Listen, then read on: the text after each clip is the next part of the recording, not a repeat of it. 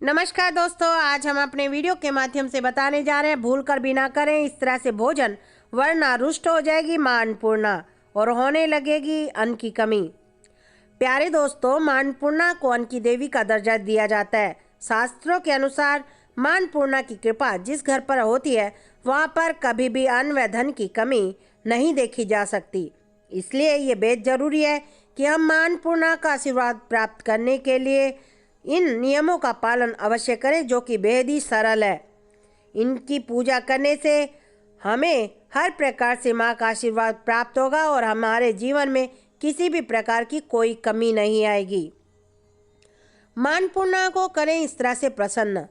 मां अन्नपूर्णा अन्न में विराजमान होती है, इसलिए आप अन्न की पूजा करें।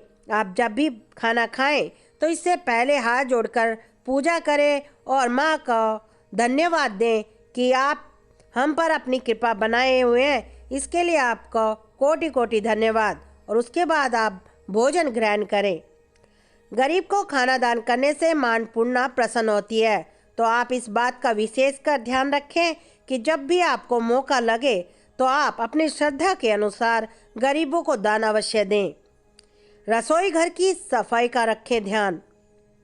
रसोई घर की सफाई का विशेष रूप से ध्यान रखना बहुत ही जरूरी है। इससे हमें स्वास्थ्य लाभ भी होता है और हर प्रकार से हमारे घर में सुख समृद्धि भी आती है।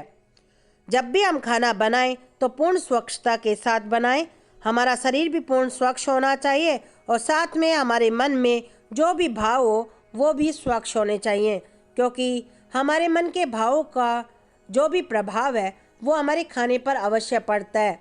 इसलिए जब भी खाना बनाएं अच्छे भावों को मन में लाकर ही आप खाना बनाएं, ताकि आप पर और आपके परिवार पर मां अन्नपूर्णा की कृपा हमेशा बनी रहे।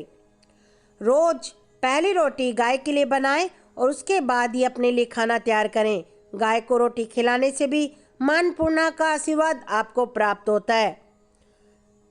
जब आप रोटी बना चुके होते हैं उसके बाद आप एक छोटी लोई को लेकर उसकी भी एक रोटी बनाकर बाद में रखें और इसको सेकने के बाद आप इसे काले कुत्ते को दान करें। ऐसा करने से भी आपको मां अन्नपूर्णा की कृपा प्राप्त होगी। अन्न के डब्बे में हमेशा 1 रुपये का सिक्का डालकर रखें।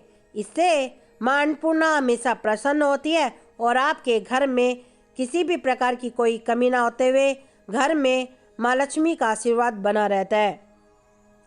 प्यारे दोस्तों, हमारे द्वारा बताए गए इन उपायों को करने से मां अन्नपूर्णा की कृपा आप पर बन जाएगी और घर में कभी भी अनाज की कमी नहीं होगी। वहीं मां अन्नपूर्णा आपसे नाराज नहीं होगी। इसलिए आप हमारे द्वारा बताई गई इन गलतियों को करने से हमेशा बचें। मां अन्नपूर्णा उसी घर में विराजमान होती है जहाँ पर सफाई हो, इसलिए आप अपने घर की सफाई का खासा ध्यान रखें। साथ में ही रसोई घर को भूलकर भी गंदा ना करें। रसोई घर में गंदगी होने से मां क्रोधित हो जाती है और घर में अन्न की कमी होने लगती है। कभी भी बेड पर बैठकर खाना ना खाएं। ऐसा करने से मां अन्नपूर्णा के साथ साथ राहु अप्रसन्न हो जाते हैं। शास्त्रों के अनुसार बेड पर खाना रखने से अन्न का अपमान होता है, इसलिए आप कभी भी बेड पर बैठकर खाना ना खाएं। भोजन को हमेशा जमीन पर बैठकर ही आप खाएं तो ये बहुत ही उत्तम होगा। अगर ऐसा नहीं करते हैं तो आप डाइनिंग टेबल का भी इस्तेमाल कर सकते हैं।